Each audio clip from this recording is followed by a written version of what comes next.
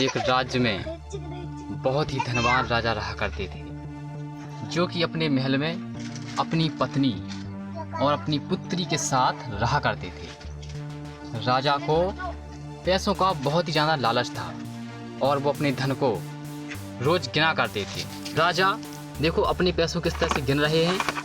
उनकी बात से उनकी पत्नी बहुत चिंतित होती है और वो राजन से कहती हैं, राजन आप इन पैसों को रोज़ गिनते हो, अगर हम इस पैसों को रोज़ ऐसे गिनेंगे तो एक दिन हमारा पैसा सारा ख़त्म हो जाएगा। तभी राजा कहते हैं, अभी तुमको इन पैसों की कीमत पता नहीं है, जब तुमको इसकी कीमत पता चलेगी तब तुम जानोगे कि क्या चीज़ है।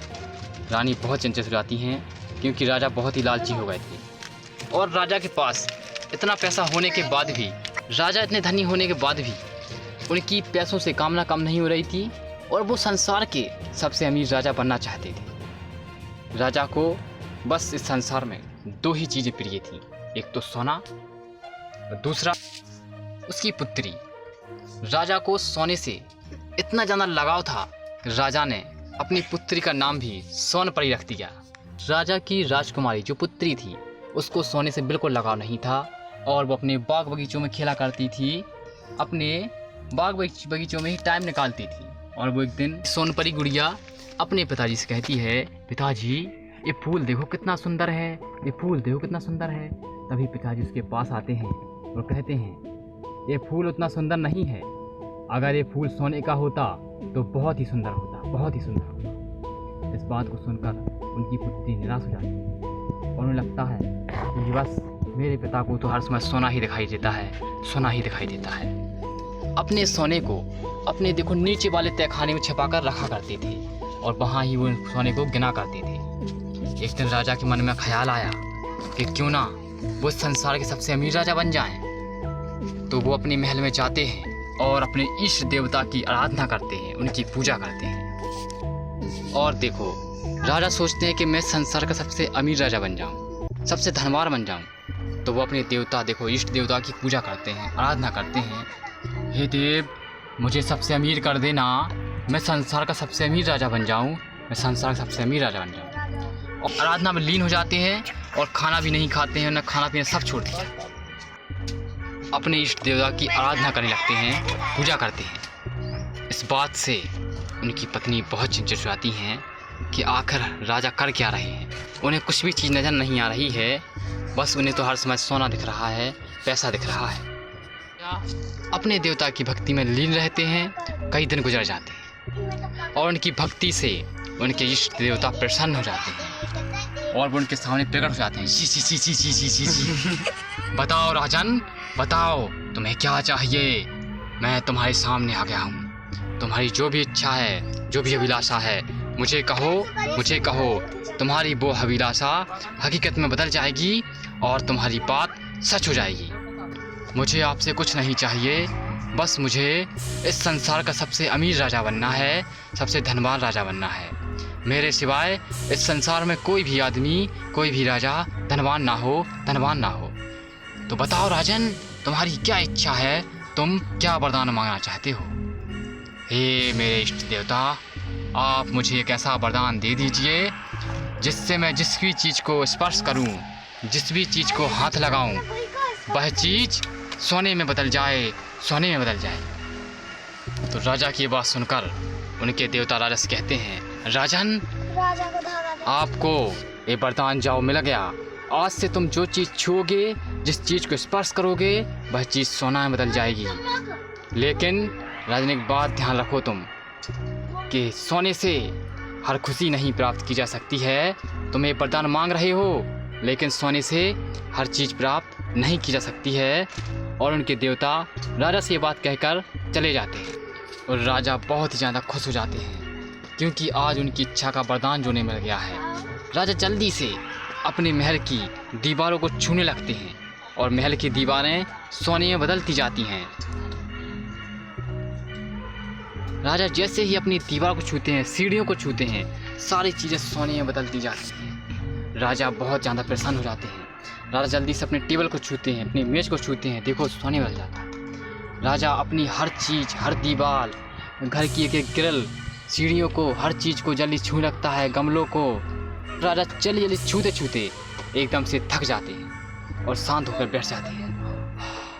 आज तो बहुत कुछ काम कर लिया है, सारी चीज़ सोने में डाल ली है, अब तो थक भी गया हूँ। दासी, जाओ मेरे लिए कुर्सी का इंतजाम करो, क्योंकि मैं बहुत थक गया हूँ। जी महाराज। लो महाराज, लो कुर्सी लो। राजा जैसे ही कुर्सी को छूते हैं और कुर्सी सोने में बदल जाती है, राजा कुर्सी पर बैठ जाते हैं। राजा बैठ जाते हैं और राजन कहते हैं कि दासी, अब मेरे लिए खाना का इंतजाम किया जाए, क्योंकि मैं बहुत थक चुका हूँ। बहुत दिन से मैंने खाना भी नहीं खाया है, तो आप जल्दी से मेरे लिए फल फ्रूट लाओ, क्योंकि मुझे फल फ्रूट भी खाने हैं।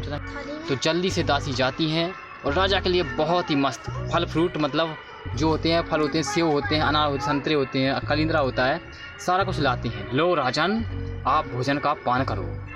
जैसे ही खाने के लिए फल में हाथ लगाते हैं तो सारे फल सोने में बदल जाते हैं। इस बात को देखकर राजा बहुत ज़्यादा परेशान हो जाते हैं। ये क्या, फल भी सोने में बदल गए? और राजा इस बात से बहुत ज़्यादा परेशान हो जाते हैं, क्योंकि इतनी जल्दी से उन्हें महल की दीवारों को छुआ है, कुर्सियों को छुआ है, मेज़ को छुआ है, और राजा ने बहुत ज़्यादा मेहनत किया है। राजा थक गए थे तो उन्होंने सोचा कि भोजन किया जाए, लेकिन जैसे ही उनने फलों को हाथ लगाया तो वो सोने में बदल गए। और राजा सोच रहे कि अब क्या खाऊंगा मैं? तो राजा सोचा कि चलो खाने को मिला नहीं, पानी ही पी लेता हूँ। जाओ दासी, आप मेरे लिए पानी भर कर लाओ, मुझे प्यास लगी है। लो जी महाराज, लो पानी पी लो। तो महाराज जैसे ही पानी से भरे गिलास को हाथ लगाते हैं तो गिलास का पानी भी सोने में बदल जाता है। राजा सब देखते रह जाते हैं, ये क्या हो गया?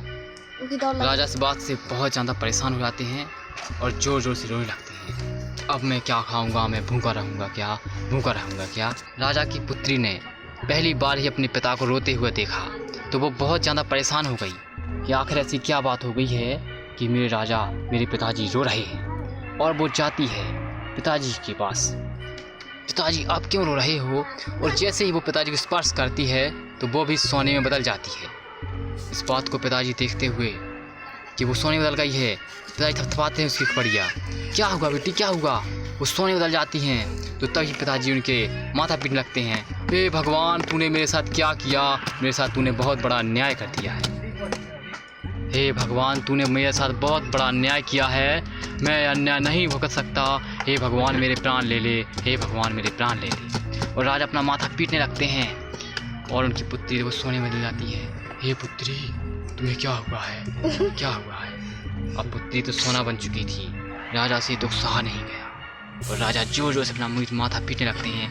हे भगवान, ये तूने मेरे साथ क्या किया है? मुझे नहीं चाहिए ऐसा सोना, मुझे नहीं चाहिए पैसा, मुझे नहीं बनना मीर राजा, मैं गरीब ही सही, मुझे नहीं बनना मीर राजा। और राजा जोर जोर से अपना माथा पीटने लगते हैं। इष्ट देवता प्रकट हो जाते हैं। हे राजन, तुमसे कहा था ना मैंने कि तुम ये वरदान तो मांग रहे हो, लेकिन सोने से तुम्हें खुशी नहीं मिल सकती, तुम प्रसन्न नहीं हो सकते। तो राजा कहते हैं, हे भगवान, आप मेरा ये वरदान वापसी ले लीजिए तो आपकी मुझ पर बहुत बड़ी कृपा होगी, नहीं तो मैं अपने प्राणों को त्याग दूंगा। मैं ऐसा जीवन नहीं चाहता जिसमें मेरे पास कुछ ही ना रहे। मेरी पुत्री भी आज सोने में बदल चुकी है, जो मेरे लिए बहुत ही ज़्यादा प्रिय थी।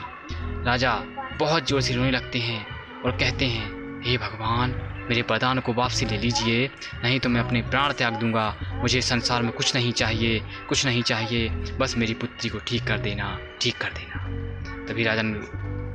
तभी भगवान उनके वरदान को वापसी ले लेते हैं और हर एक चीज़ को पुनः वापसी करने के लिए भगवान कहते हैं कि जाओ, तुमने जिस चीज़ को छुआ है उस पर एक जल लोटा उस पर खींच देना, हर चीज़ पुनः अपनी स्थिति में आ जाएगी। तो राजा इतना सुन के बहुत ज़्यादा प्रसन्न हो जाते हैं। देवता वहाँ से चले जाते हैं। तभी राजा जल्दी से अपने पानी का लोटा लेकर और सबसे पहले अपनी पुत्री पर खींच देते हैं और पुत्री पुनः अपनी स्थिति में आ जाती है। हे पिताजी, और उसको गले से लगा लेते हैं। देखो, ओ पिताजी और पुत्री, अब सब ठीक हो गया है, हम सब पहले जैसे हो गए हैं। मुझे नहीं चाहिए पैसा, मुझे नहीं चाहिए धन, मुझे कुछ नहीं चाहिए संसार में। अपने धन को छोड़कर अपनी पुत्री के साथ अब रोज़ अपने बागों में जाया करते हैं उसके साथ समय बताया करते हैं। देखो किस तरह से हमारे राजा और पुत्री देखो बाग में किस तरह से कूद रहे हैं, खेल रहे हैं, क्योंकि राजा को अब लोभ नहीं रहा है, लालच नहीं रहा है, और राजा पहले की तरह ही खुशी खुशी रहने लगते हैं। तो बच्चों, इस कहानी से हमें शिक्षा मिलती है कि हमें कभी भी लालच नहीं करना चाहिए, क्योंकि लालच एक बहुत ही बुरी बला है। लालच हम लोग करते हैं तो हमारा लालच बढ़ता ही जाता है और गलत परिणाम को अंजाम देता है। इसलिए बच्चों, हमें कभी लालच नहीं करना चाहिए, क्योंकि लालच एक बुरी बला है।